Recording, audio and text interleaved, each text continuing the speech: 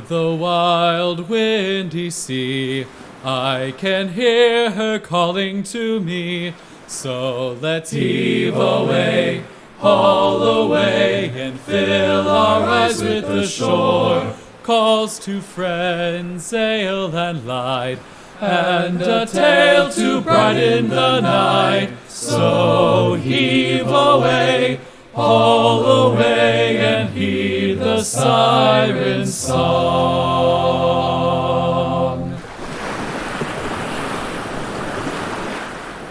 Ladies and gentlemen, welcome to The Salty Siren, a maritime-focused podcast with your hosts, me, David Bradbury, and... Me, Jack McFarling.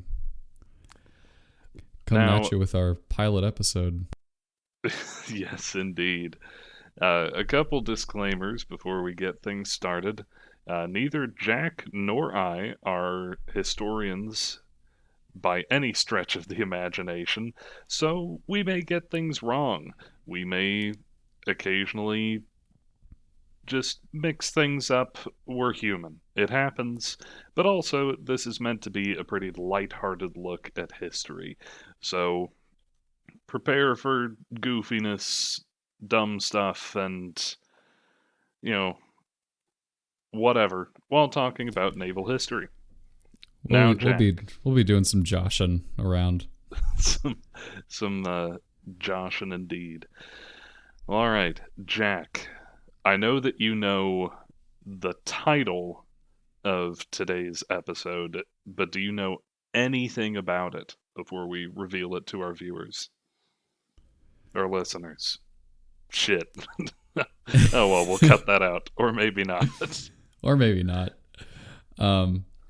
So I feel like this should be said as a bit of context. So David and I are both into history. I'd say David is more of a history buff than I am, and especially about naval history. He's just very well versed.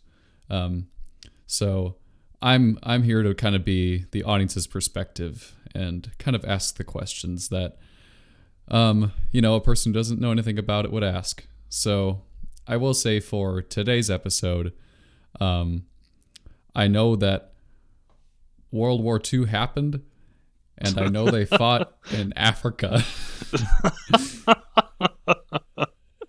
Oh, with that's ships. good. That is good. Okay. For our listeners, the title of today's episode is The Attack on Mers-el-Kébir. Now, I listened to an audio pronunciation of this location, and I believe that I'm saying it right, but I'm doubtless going to be roasted for my pronunciation anyway. What can you do? So, as an introduction, the year is 1940.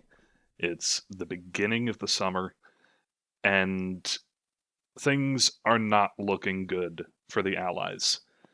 In the summer of 1940, France officially surrendered to Nazi Germany and was, by and large, just completely overtaken. How long was that, like, after the Blitzkrieg?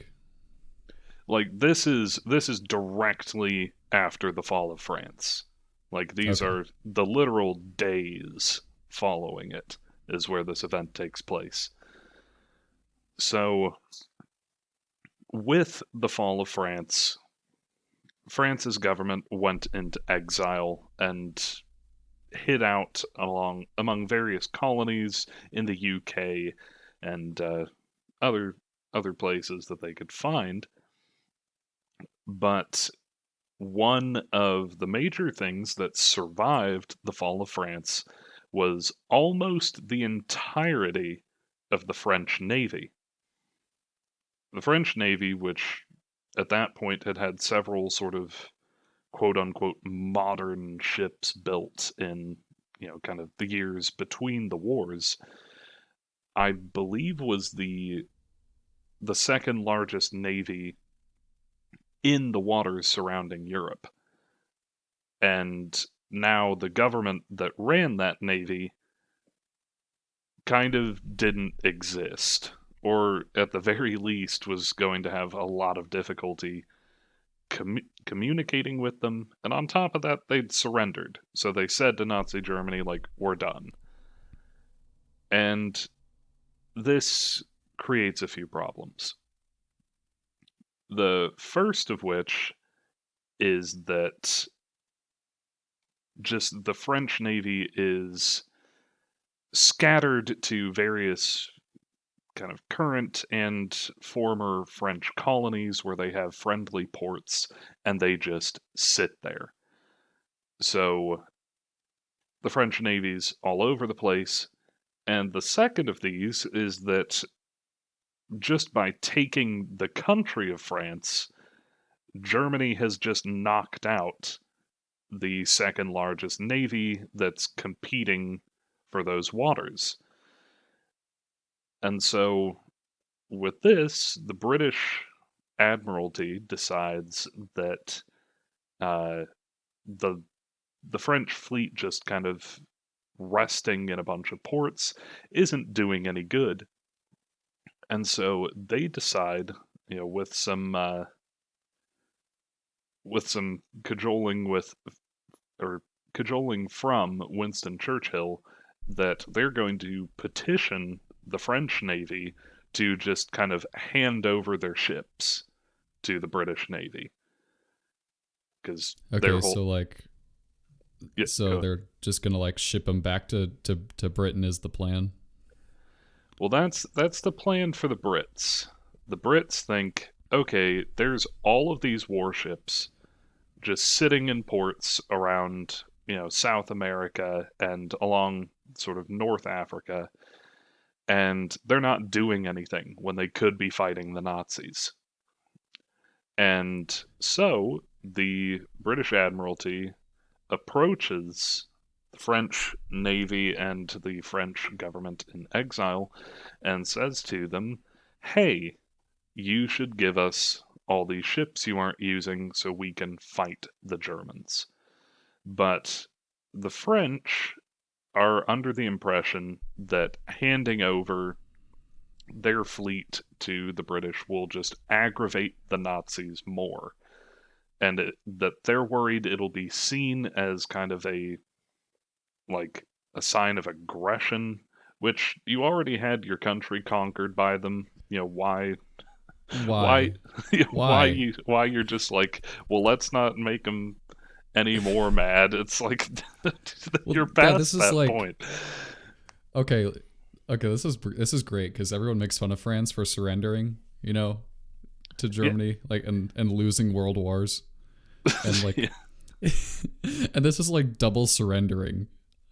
Like it's rough, but this whole event is because the French Navy basically says, no, we're not going to hand them over. And so then the British start to worry. And they're like, well, if those French ships aren't in British hands, there's a good chance the Germans will try to capture them, and they won't do the French the pleasantries of asking if it's okay. right. They're just going to take them. And this was already at the point where rumors of the new battleship the Germans had just launched, the Bismarck, were starting to sort of make waves, and there were serious fears from Great Britain that Germany's naval power would grow too great and completely cut them off from the aid they were receiving from the Americans. So, and so, go ahead. So really quick, I'm kind of curious, how easy would it have been for like Germany to like take those ships? Like how far reaching was like Germany's like colonization like compared to France at that time? I would say Germany's colonization wasn't as high, but there were already like the war had already spread to Africa. And Okay. so with the war being spread to Africa, and there were all sorts of naval engagements and things like that out in South America too. So Germany was kind of just omnipresent.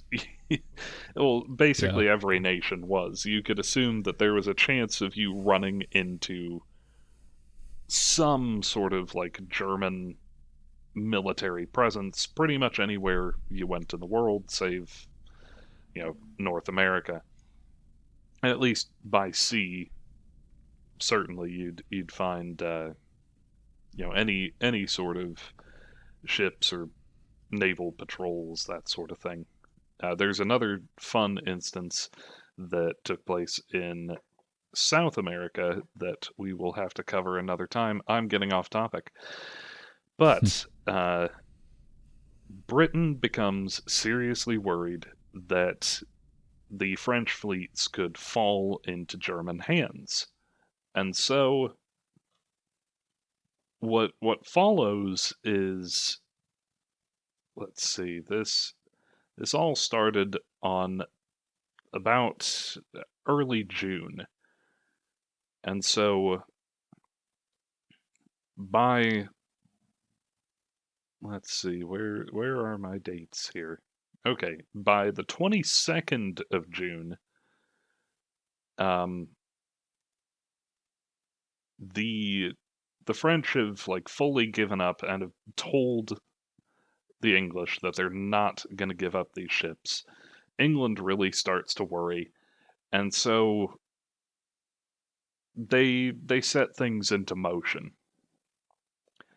They start sort of moving their fleets, more concentrating them around North Africa, particularly French Algeria, which is where Mers-el-Kébir is located. And Mers-el-Kébir is the largest concentration of these sort of resting French warships. So Britain starts moving in. There, there's some kind of back and forth of, what are the British doing? Are they planning something? And it ultimately comes down to the British pulling up outside Mers-el-Kébir, where they see several old battleships of the French. I believe it's the Provence, the Britannia, uh, and also newer, much more modernized ships like the Dunkirk and the Strasbourg, and even a seaplane tender, as well as a gunboat that will skip over their names here, but they are under the command of Admiral, and apologies, don't speak French, probably going to butcher his name, Marcel Bruno Gensu and Admiral James Somerville, they were commanders of Force H and were based in Gibraltar at the time. Uh, I've slightly mixed things up here. So Admiral Marcel Bruno Gensoul is the French admiral in command of the French fleet at Mers-el-Kébir.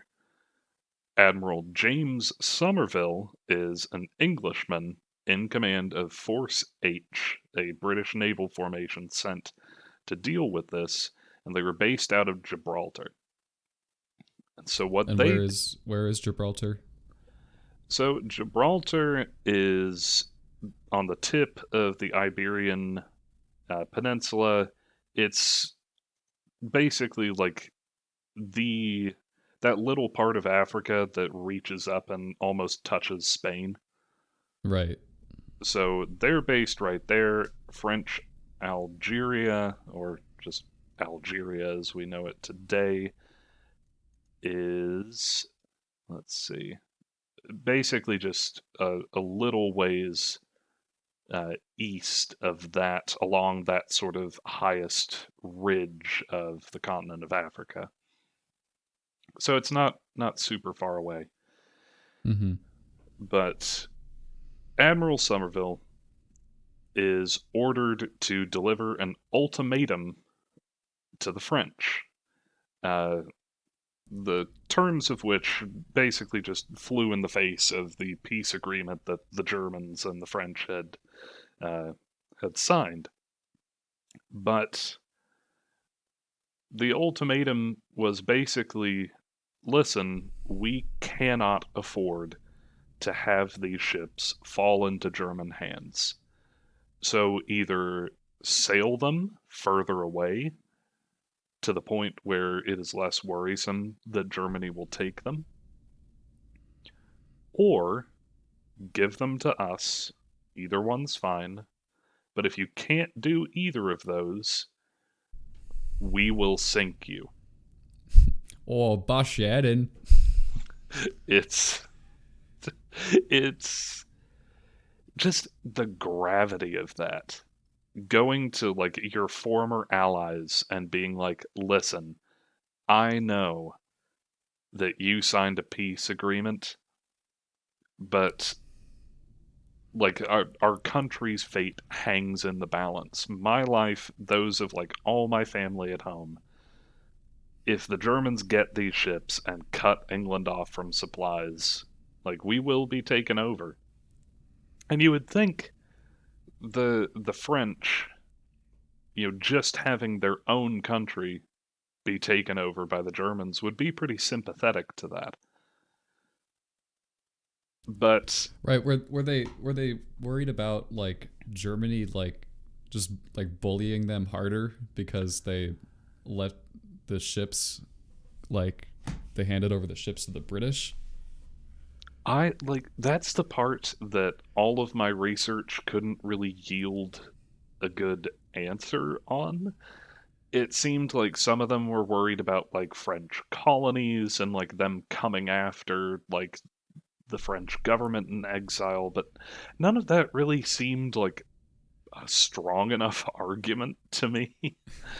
But Right, and also like if they were trying to like stop war, like more war from spreading, like and like not go to like say like Britain, like France already hates Britain, like so like yeah, yes, they yeah, it's really like post uh, I would say post World War II that the French and the British like actually start fully getting along.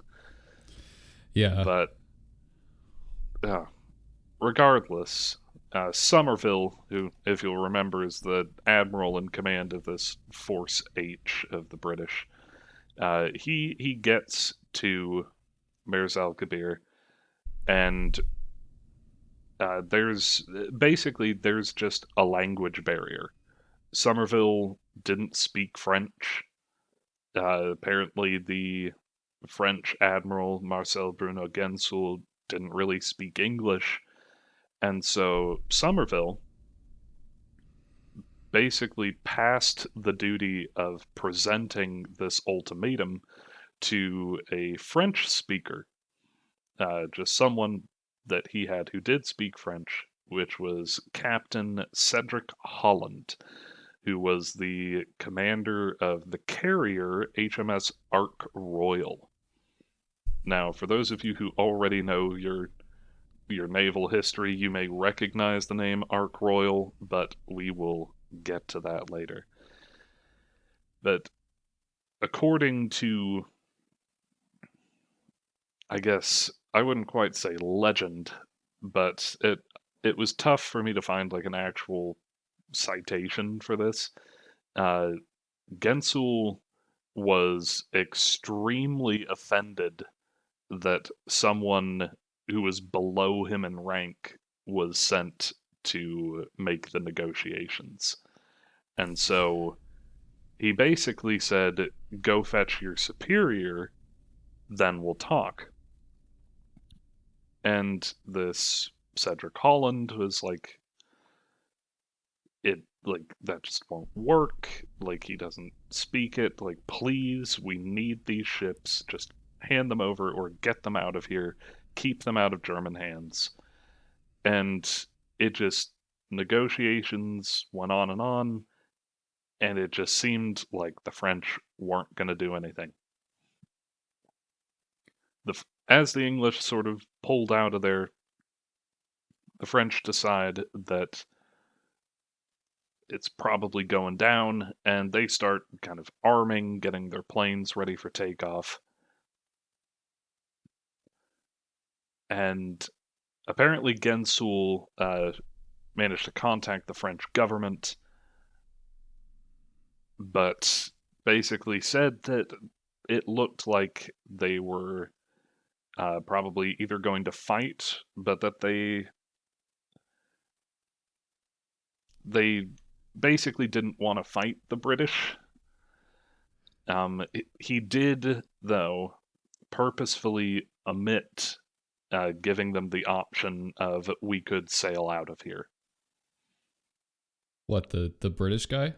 No, the Admiral Gensoul, the French admiral, when he was in contact with the French government, he Oh, purposefully kind of omitted the fact that they could sail for the French West Indies, which would be relatively safe comparatively with North Africa. yeah. Okay, you said they were like getting their planes ready for like takeoff, and I thought you meant they were just gonna dip. Um, but you're saying they were like getting ready to fight the British. Basically, but that's because the British were fully intending to fight them. Yeah. So the the British basically started getting ready, and this brings us to Operation Catapult, which was the official name for the British attempt to seize or disable all French warships that could be construed as affecting uh, the fight for Britain. And so, if you could consider it uh, friendly fire, this is like one of the biggest instances of friendly fire in all of history. So, So they didn't get off the boat. no, the French Uh, decided that they were going to just fight it out, and it was a remarkably poor decision on their part. Um, Granted, the French thought that they really had the advantage because they had with them those four battleships, five destroyers, a seaplane tender, and between all of those, 42 aircraft. Whereas the British had brought the aircraft carrier Ark Royal, but also another pretty famous ship, the HMS Hood. The battleship HMS Valiant and Resolution, and an escort of cruisers and destroyers. So, manpower wise, and in terms of like big ships, the French did have more battleships there than the British. But and Mers the Hood is, I know about the Hood. That's a French ship. no, the Hood is English, the Okay, right. unsinkable Hood, and was built during World War One, but still, well, remained relevant for World War Two, and was kind of a point of national pride. Right, It had, was that like the biggest ship that had like ever been made like at the time? I don't believe it was by the time they got into World War Two, but the Hood is was so famous back then, and kind of is so famous now because it was one of the ships that first encountered the Bismarck, Right. Yeah, that's and how I know it. it got blown in half. Yeah. So that's its own horrifying little episode, the sinking of the Hood. But anyway, continuing on with the attack at Mers-el-Kébir. So the British had the advantage here of just being able to maneuver, while the French fleet was in this harbor, and while the French admiralty was kind of like, hey, start arming things. A lot of the crews were basically thinking, well, the British are our allies. There's no way. Like, they're not going to fire on us. And another thing that I thought was interesting is that I read a few sources that talked about how the Dunkirk and the Strasbourg, that were the two newer battleships among the French fleet, had the majority of their armament focused at the front. And just with how the ships were facing, their turrets basically couldn't turn to look at the British fleet. I don't know. No, that's a gamer move. It's a They gamer had move of some description. they had a week to plan, and they didn't think, let's turn the ship around so we can shoot at the people who are going to shoot us potentially. Yeah, that it was not a good situation for them. But on the night of July 3rd, 1940, Operation Catapult goes into full swing.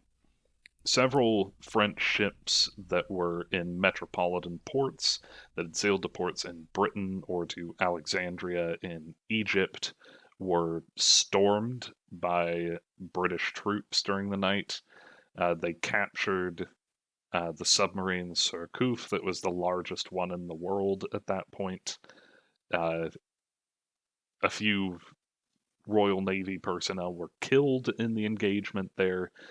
They also captured the old battleships Paris and Courbet, destroyers Le Triomphant and Leopard, and a bunch of torpedo boats.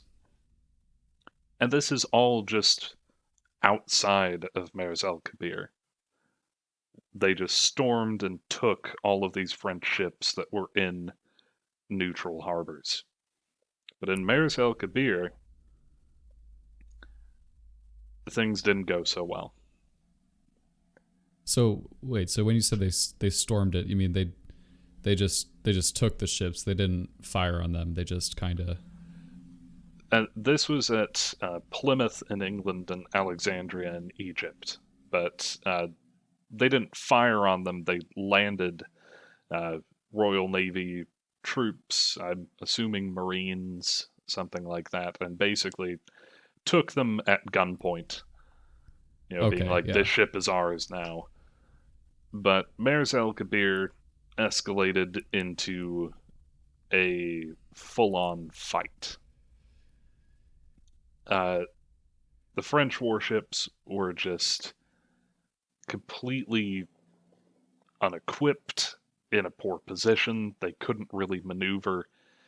And so at 5:54 p.m., July 3rd, or no, this would have been July 4th, actually, so Independence Day, Churchill ordered the British ships to open fire, and they, oh boy, open fire they did, because uh, they just launched salvo after salvo. I think it wasn't until the first few salvos that the French ships even began returning fire. But with the third salvo from the British, one of the shells launched scored a hit against the Britannia, one of their older battleships, and it pierced the magazine, which, for those of you unfamiliar with sort of battleship construction back in the day, well below the waterline, you would have sort of a housing of all the gunpowder, the shells, and everything like that. And you would use basically elevators to haul them up into the guns and kind of assemble them in the barrel. So, in the belly of every major warship was this gigantic stockpile of gunpowder and explosives.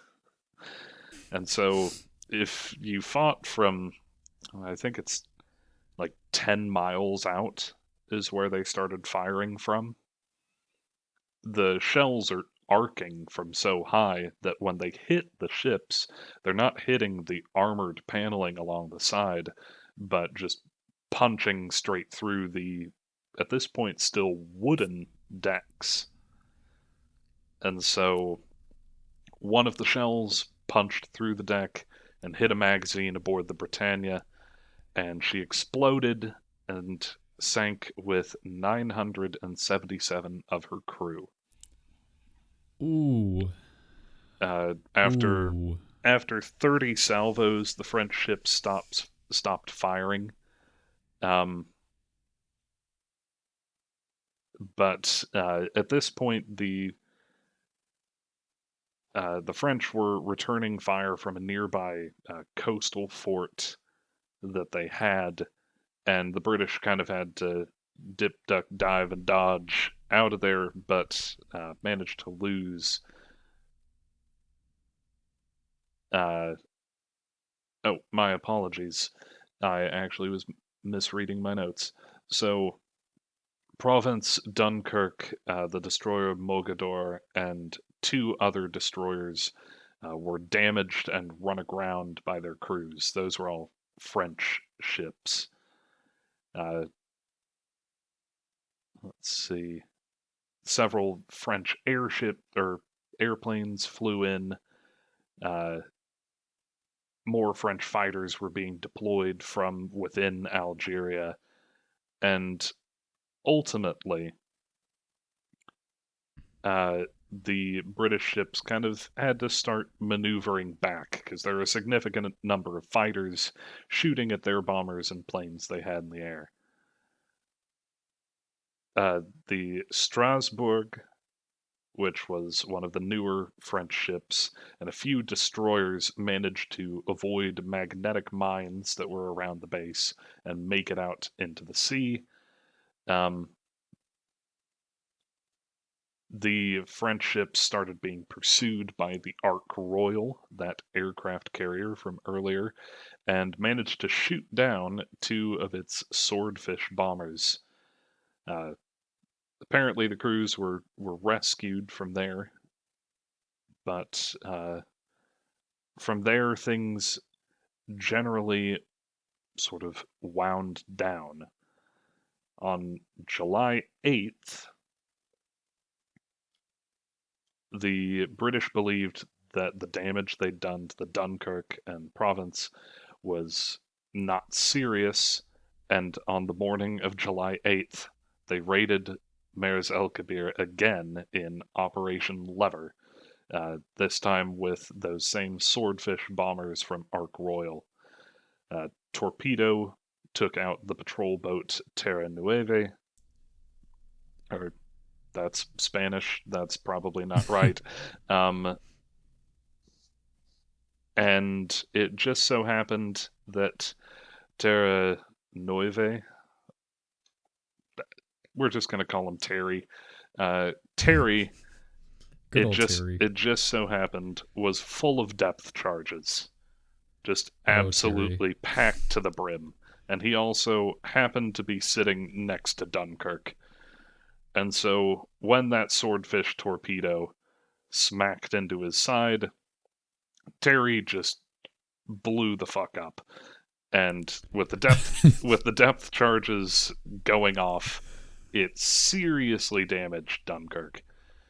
So another attack on July 8th, this time by the aircraft carrier HMS Hermes against the battleship Richelieu, and the battleship was again seriously damaged.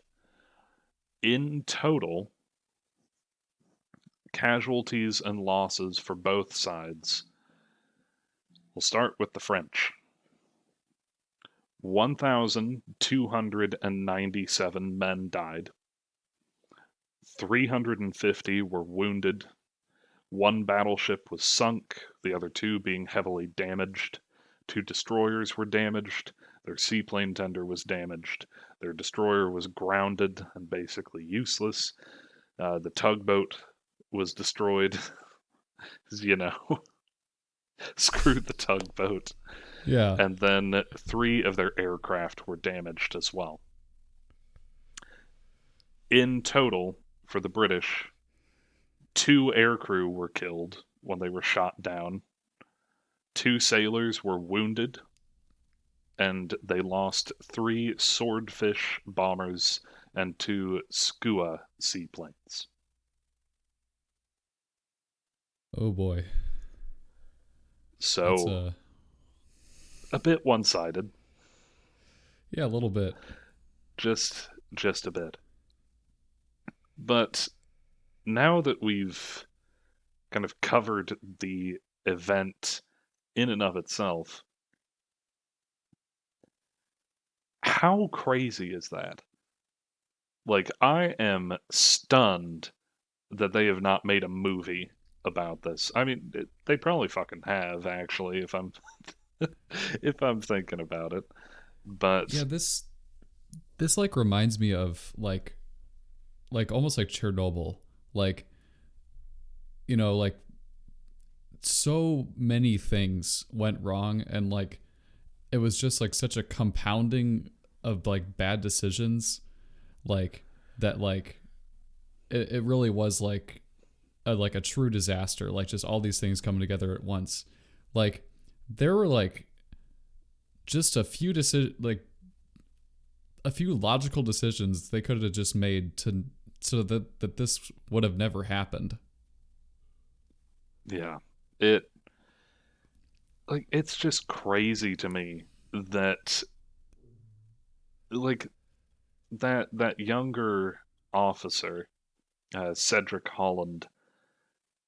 Can you imagine going in there and being like, listen, you need to either move these ships or give them to us, because if you don't, we're going to bombard you. Like, please, we do not want to hurt you. And just like basically begging the French to reconsider. And their admiral is just like, no, you're not a high enough rank to talk to me about this. Like, Like yeah, why? it's it's just crazy. And on top of that, that I don't know that there it really seemed from my readings like the the whole reason that like it was so one-sided is that like a lot of the French who were there were like, there's no way they're actually gonna do it. Like, Right, you were saying like when the destroyer was grounded, like did the French like soldiers do that like on purpose so that hopefully they like the British would just stop attacking, like it's kind of like giving up. I think at that point, because especially because they're 10 miles out, like Right. I think they were just like, we got to make sure that none of the ships in there are usable to the Germans. And so I think once it got to the point that they opened fire, there's no stopping it. Just, Yeah, jeez. well, and to quote our controversial boy Churchill, this was the most hateful decision, the most unnatural and painful in which I have ever been concerned. So he really felt bad about having to do this. Like, and I think all of the British Admiralty did too. That it was just like this, like it's so stupid. Why wouldn't you give your ships to your former ally and be like, carry on the fight, win France back for us, or at least Yeah, like agree to work in tandem with them. But I think that's like the big mystery here. Why? It's just yeah, I wonder if part of it wasn't like they did sign a peace treaty with the Germans, which I believe was technically against like the agreement the Allies had made. That they were basically like, we're not going to take like peace with the Germans, we have to beat them. And so the fact that France was like, yeah, peace, we're fine with that, was also kind of not cool. But right.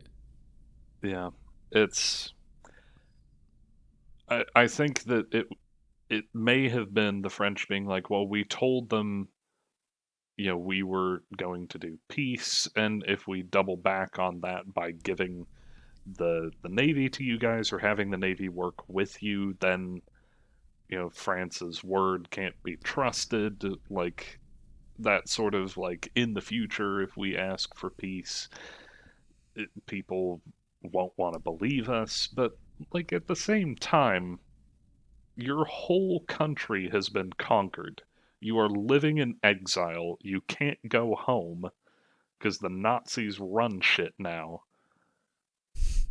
And you're just like, yeah, they can't do anything. Signed a peace agreement. It's and so It like 1,297 Frenchmen were are dead because the French Navy and the French government wouldn't do anything. right. They're almost. It's almost it's like the same situation of like if Germany had gone to Mers-el-Kébir to capture those French ships, they probably would have fought, and probably would have lost pretty bad. But the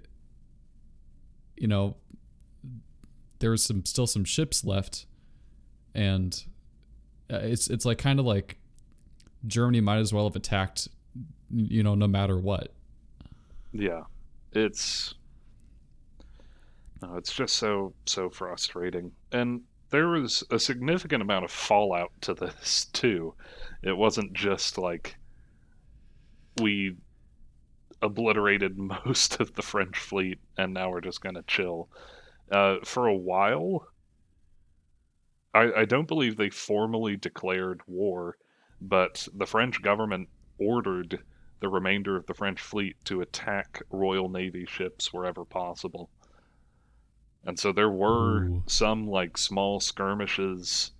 I I believe several of the French ships from around Africa actually bombarded Gibraltar for a bit.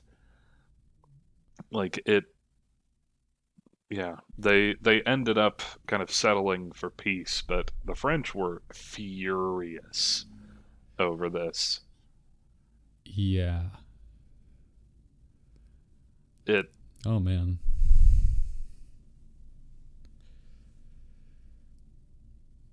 yeah, it's just such a shame because it's such a senselessly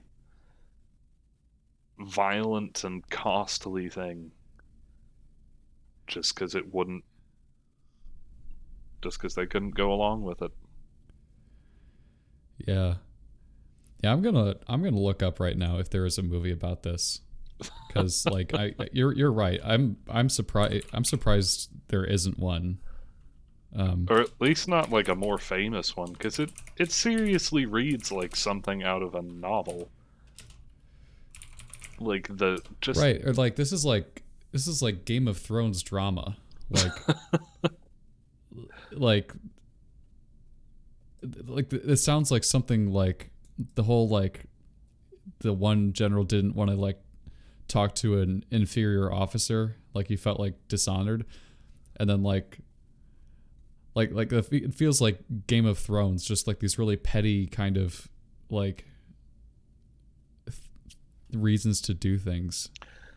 Yeah, it is just so stupid that all those men Okay, died because you couldn't get over your ego. Like, so there's a 2016 movie. It's a documentary about this battle called the Fatal Day. hmm. It has no reviews on IMDb. That's a good sign. That's got to be a good show. And then there's Churchill's Darkest Decision from 2009. It's a TV movie. How and why Winston Churchill ordered the Royal Navy to attack the French fleet. For a second, I thought that was the title of a third movie, and I was like, wow, they couldn't come up with something better than that. Good God. But no, that makes sense if it was a description. But yeah, that about covers the attack on Mers-el-Kébir. Wow. Yeah, it is a crazy, crazy event just in World War II and in naval history. And that's what we're here to find out, or what I'm here to find out. A little interesting tidbit and a hint for a future episode. Probably not going to be the exact next one because I'd like to head further back in the years. Maybe something with sails still on it. But Yeah. a few interesting notes that HMS Ark Royal, that is the aircraft carrier that wounds the Bismarck. Like, I think literally like less than a year after this, but the HMS Ark Royal is credited as being the aircraft carrier that made the destruction of the Bismarck possible. And the HMS Hood, as we mentioned previously, was the first one of the two ships that first encountered the Bismarck, and it got blown in two. So there are a couple like famous ships in this, which I was surprised by. I had no idea that they were also involved, but I guess a navy can only have so many battleships and aircraft carriers, so Yeah, makes sense. all right. With that, yeah, why don't we do something like shore leave? What's something that you've been enjoying outside of the world of history and naval history in general, just in life? Oh, what, me? Yes.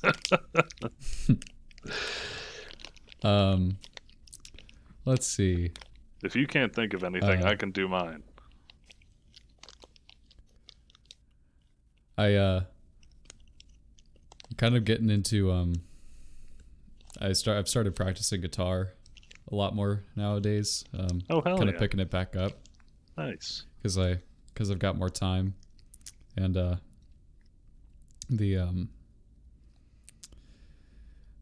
Oh Brother Where Art Thou soundtrack, it's got some pretty sick if you want to like look into kind of bluegrass and kind of, you know, deep south like country music, like it's like gorgeous. Oh yeah. Yeah. I am well aware of how hard Oh Brother Where Art Thou soundtrack slaps. But for our listeners, check it out. It's pretty Oh yeah. interesting. And watch the movie. It's a great movie. Oh yeah, dude. There was a period where some guys and I in college, we all watched that one night, and for like a solid 6 months, we communicated almost exclusively It's just in quotes from that movie. So it had yeah. a lasting impression on me. But on my side of things, there has been this video game making its rounds, and it is simultaneously like the shittiest. Actually, shittiest isn't fair. The dumbest little game that I've like ever paid money for, but it's so addicting. It's called Vampire Survivors. It's like a old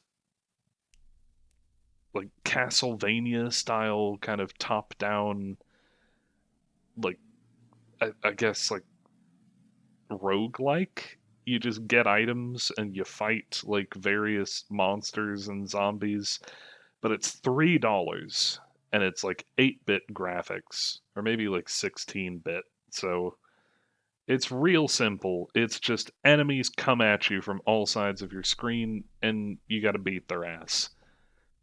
And it's so dumb.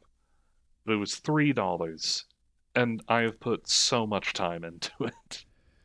Why is it dumb? It's just dumb because it's such a simple premise. It's literally Uh-huh. just enemies come at you, you kill them, level up and do more damage.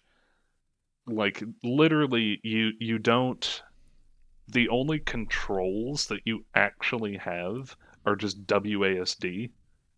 All of your weapons like attack automatically.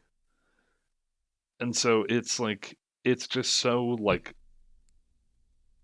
mindless. Like you just load in, start a match, and walk around like killing shit. But Yeah, hey, it's just like snacks for like, but it's like a video game. oh You're yeah, just like you just you're can't. just munching. You're just munching. Can't get enough. Yeah. Well, all right. With that, once again, I am David Bradbury, and my co-host Jack McFarling. Thank you so much for listening to this podcast, and you all have a wonderful rest of your day.